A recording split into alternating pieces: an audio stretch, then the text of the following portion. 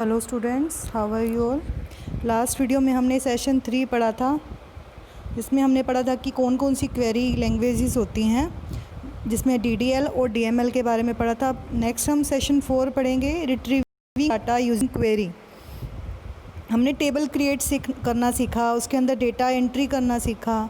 अब अगर हमने उसमें से कुछ इन्फॉर्मेशन एक्सट्रैक्ट करनी हो, एक्सट्रैक्ट मतलब कुछ इन्फॉर्मेशन निकालनी हो, तो कैसे करेंगे। जब भी आप डेटाबेस को एक्सट्रैक्ट करना चाहते हो, उसमें से कोई इन्फॉर्मेशन निकालना चाहते हो, तो आप क्वेरी का यूज़ करते हो। तो क्वेरी को हम ये भी कह सकते हैं, query is to collect specific information from the pool of data. मतलब एक हमारे पास देखो डेटाबेस में क्या है, सारी इन्फॉर्मेशन है। मान लो स्टूडेंट डेटाबेस है, स्टूडेंट डेटाबेस के अंदर क्या है, स्टूडेंट की सारी इन्फॉर्मेशन है। तो वो क्या है, एक तरह से पूल ऑफ डाटा है। हमने उसमें से कुछ इन्फॉर्मेशन निकालनी है, तो क्वेरी किस लिए हेल्प करती है हमारी, कुछ पर्टिकुलर इन्फॉर्मेशन, स्पेसिफिक इन्फॉर्मेशन निकाल सकते हैं हम पूरे पूल ऑफ डेटा में से। और क्वेरी हमें हेल्प करती है कि इन्फॉर्मेशन को हम ज्वाइन कर पाएँ डिफरेंट टेबल में से और उनको फ़िल्टर कर पाएँ। फ़िल्टरिंग का मतलब क्या होता है कि जैसे डेटाबेस जो है, स्टूडेंट डेटाबेस है, उसमें तो सारी की सारी इन्फॉर्मेशन है स्टूडेंट्स की, लेकिन हमने फ़िल्टर करके उसमें से सिर्फ उसका एड्रेस निकालना है स्टूडेंट्स का। तो क्वेरी की हेल्प से हम इन्फॉर्मेशन को फ़िल्टर करके भी व्यू कर सकते हैं। कुछ RDBMS सॉफ्टवेयर हमारे पास ऐसे होते हैं जिसमें हम क्वेरीज़ को क्रिएट कर पाते हैं, लेकिन कुछ RDBMS सॉफ्टवेयर होते हैं जिसमें क्वेरी अवेलेबल नहीं होती हमारे पास। जैसे इसमें SQL, जिसको हम बोलते हैं सिक्वल लैंग्वेज है, इसको बोलते हैं स्ट्रक्चर्ड क्वेरी लैंग्वेज। ये हमें हेल्प करती है, डिफरेंट क्वेरी प्रोवाइड करवाती है, जिसकी हेल्प से हम डेटाबेस को एक्सट्रैक्ट कर पाते हैं। जैसे फर्स्ट टाइम है सिलेक्ट स्टेटमेंट। जो हम क्वेरी हैं, इनको स्टेटमेंट्स भी बोल देते हैं। जो सिलेक्ट स्टेटमेंट होती है, ये क्या करती है, 0 से लेके नंबर ऑफ़ रोज़ को आप एक्सट्रैक्ट कर सकते हो सिलेक्ट कमांड लगा के। और सिलेक्ट कमांड किसके अंदर मेनली यूज़ होती है, डाटा मैनिपुलेशन लैंग्वेज में, DML में। जैसे इसमें एग्जांपल देखते हैं तब आपको ज़्यादा क्लियर होगा।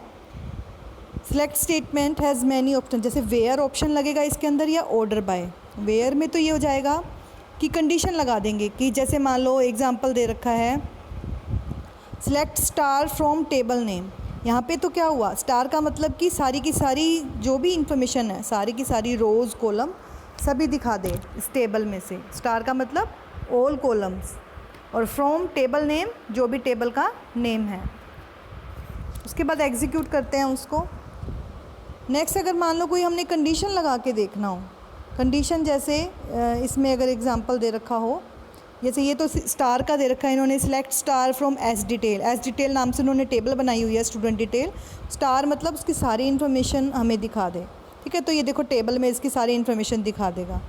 लेकिन अगर आपको उसको ग्रुपिंग करनी है, ग्रुपिंग जैसे एग्जाम्पल लेके चलो, to display the records containing the same type of values where clause can be used with select SQL command. मतलब आपको इन्फॉर्मेशन कंटेन करनी है और वहाँ पे आपको कुछ कंडीशन लगानी है। जैसे एग्जांपल लेके चलते हैं, सिलेक्ट स्टार, हमने सारे का सारा इन्फॉर्मेशन लिया, सारी कॉलम लेनी है तो स्टार लगा दिया।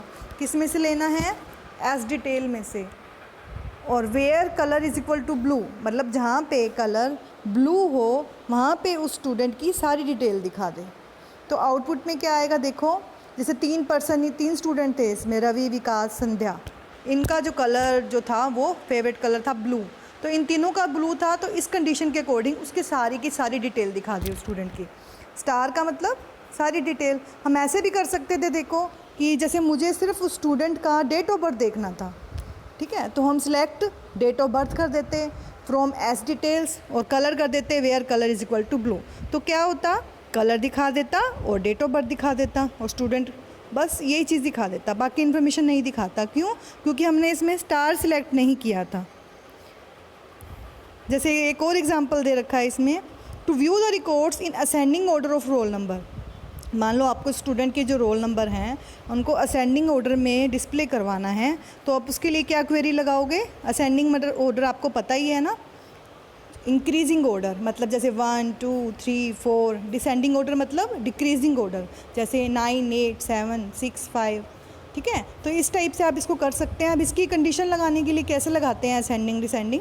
सिलेक्ट स्टार मतलब मुझे सारे पे लगाना है, सारे कॉलम्स पे, from S details, order by roll number ASC। Order by इसके लिए क्वेरी होती है, किसके लिए, असेंडिंग डिसेंडिंग लगाने के लिए। और किसको असेंडिंग ऑर्डर में करना है, उस कॉलम को हम इन्वर्टेड कोमा में दे देंगे, जैसे रोल नंबर को करना है हमें। तो अब आप देखोगे इन्फॉर्मेशन जब इसकी, तो जो रोल नंबर है देखो बच्चे सारे के सारे असेंडिंग ऑर्डर में आ गए हैं।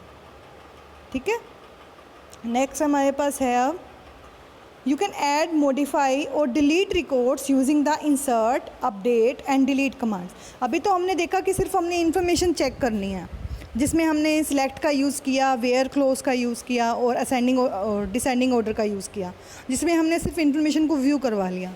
लेकिन अगर हमें उस डेटाबेस के अंदर चेंजेस करने हैं, कुछ अपडेशन करनी है, इंसर्ट मतलब कुछ न्यू डेटा इंसर्ट करने हैं या फिर कुछ इन्फॉर्मेशन डिलीट करनी है, उसमें चेंजेस करने हैं, तो उनके लिए अलग कमांड्स होती हैं। सीक्वल कमांड्स को हमको यूज़ कैसे करते हैं, पहले टूल्स में जाएंगे, टूल्स में एसक्यूएल पे क्लिक करेंगे, एक विंडो अपीयर होगी, जैसे नीचे दिख रही है आपको विंडो। तो you can type the SQL commands in this command window. आप इसमें विंडो में अपनी जो कमांड है वो टाइप कर सकते हैं। उसके बाद टाइप करने के बाद आप एग्जीक्यूट पे क्लिक करेंगे, तो वो जो कमांड है एग्जीक्यूट होकर आपको रिज़ल्ट दिखा देगी।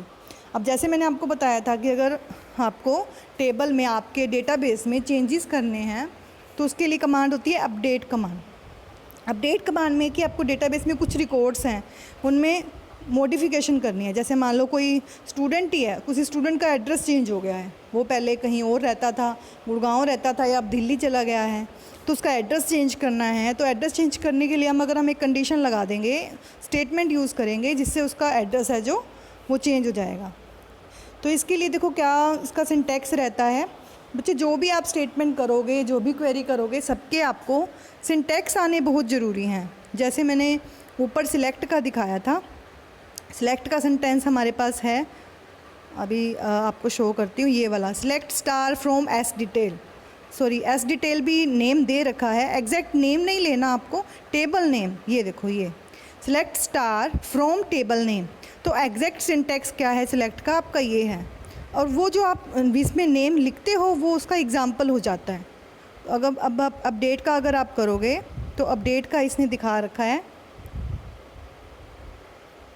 ये देखो अपडेट का ये सिंटैक्स क्या है, अपडेट लिखना है कैपिटल लेटर में, फिर टेबल नेम लिखना है, फिर सेट लिखना है, सेट के बाद कॉलम नेम, जोन से भी कॉलम पे आपको अपडेशन करनी है, मान लो जैसे एड्रेस पे करनी है, is equal to value, value में फिर वो एड्रेस डाल देना है कि जो आपको चेंज करना है, और कंडीशन लगानी है, फिर वेयर कंडीशन दिस।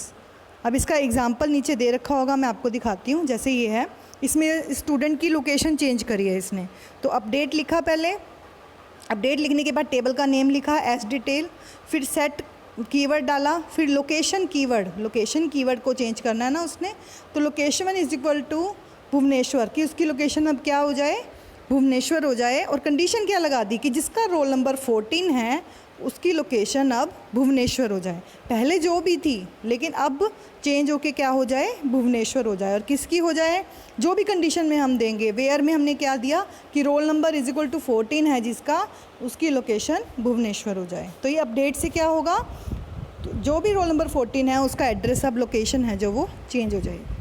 ठीक है, तो आपके कुछ एक्टिविटीज़ हैं, जैसे कुछ क्वेरीज़ हैं, आप इसको सॉल्व कर सकते हो। फिल इन द ब्लैंक है, आप सबको अपनी ये फेयर नोटबुक में ये फिल इन द ब्लैंक्स करने हैं सारे, और ये क्वेश्चन आंसर सॉल्व करने हैं। तो this is all about this session. Thank you.